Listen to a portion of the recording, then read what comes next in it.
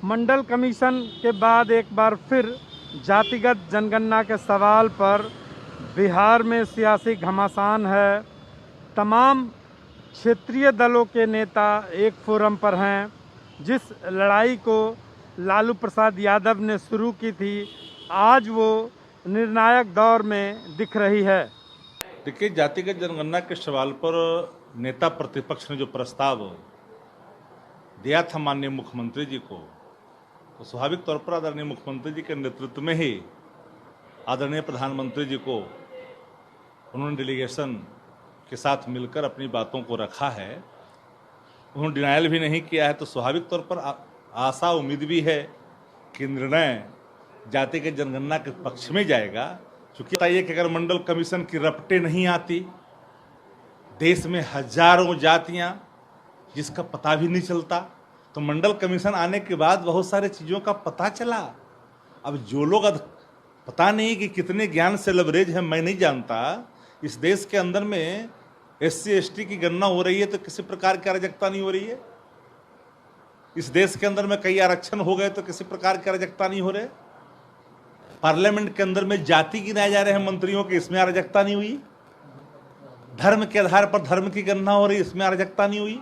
देखिए, जातीय जनगणना की मांग हमारी पार्टी, हमारे नेता की तरफ से लंबे समय से चरणबद्ध तरीके से उठाई जा रही है। 2019-20 में बिहार विधान मंडल में 2 बार सभी दलों ने मिलकर प्रस्ताव पारित किया था। हमारे राष्ट्रीय अध्यक्ष आदरणीय ललन बाबू के नेतृत्व में पार्टी के सभी सांसदों ने गृह मंत्री अमित शाह जी से मिलकर मेमोरेंडम भी सौंपा।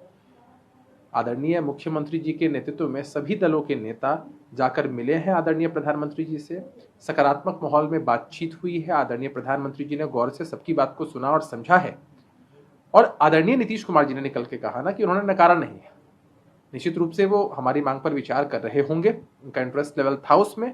हम लोग भी बहुत आशान्वित हैं कि आने वाले समय में बिहार विधानमंडल दल की भावना को, आम जन की भावना को प्रधानमंत्री जी जरूर कंसिडर करेंगे। अब ऐसी बात नहीं है, मैंने तो आपको कहा ना कि बिहार के ही परिप्रेक्ष्य में अगर आप बात करेंगे तो सभी दलों ने एक साथ मिलकर प्रस्ताव पारित किया। लोकतंत्र की ये भी तो खूबसूरती होती है कि राष्ट्र हित और प्रदेश के हित में जो मुद्दे होते हैं उसमें एक स्वर से सब लोग समर्थन करते हैं। जब सभी लोगों ने समर्थन किया, कोई विपक्ष में उसके था ही नहीं, तो फिर ये सब बातें कहां से आती हैं? तो भाई फायदा होगा तो सबको होगा, नुकसान होगा। राजनीति पर तो हर चीज का असर पड़ता है।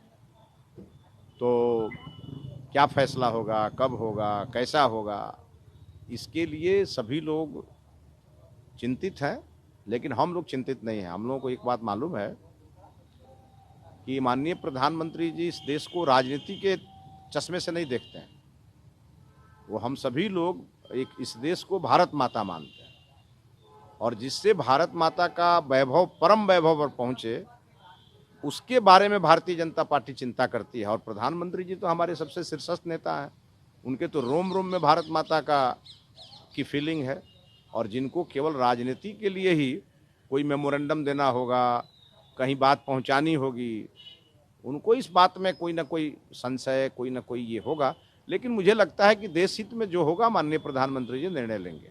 कि ओबीसी के लिए ही तो मंडल आयोग बना था, और जब मंडल आयोग बना और मंडल कमीशन जब लागू हुआ 1990 में, तो उसके बाद क्षेत्रीय पार्टियों को लगा कि हमें एक बड़ा हथियार मिल गया है कमंडल के खिलाफ मंडल का, और परिणाम देखने को मिला। उसका तो स्पष्ट उदाहरण है बिहार और यूपी, कि बिहार भी उस ओबीसी वोट बैंक के सहारे आरजेडी और जेडीयू सत्ता में बनी रही, और वहीं यूपी में भी समाजवादी पार्टी को इसका पूरा फायदा मिला।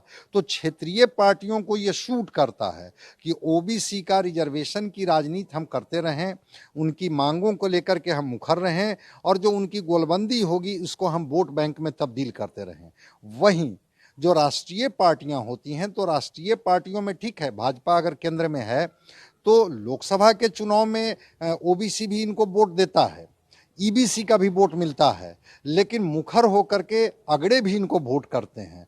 और वहाँ पर राज्यसभा या विधानसभा का जब चुनाव आता है तो राज्यों के चुनाव में परिणाम बिल्कुल अलग होते हैं। वहाँ पर फिर क्षेत्रीय पार्टियों के पक्ष में ये ओबीसी गोलबंद हो जाती है और राष्ट्रीय पार्टियाँ ऐसे ही रह जाती हैं।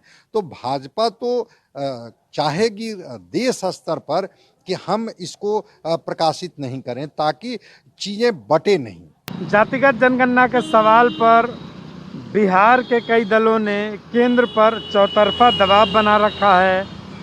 केंद्र भी इस बात का आकलन करने में जुटी है कि जातिगत जनगणना के सकारात्मक और नकारात्मक पक्ष क्या हैं, लेकिन सबसे अहम बात यह है कि जहां जातिगत जनगणना क्षेत्रीय दलों के हितों में है, वहीं राष्ट्रीय दलों को जातिगत जनगणना को लेकर चिंता है।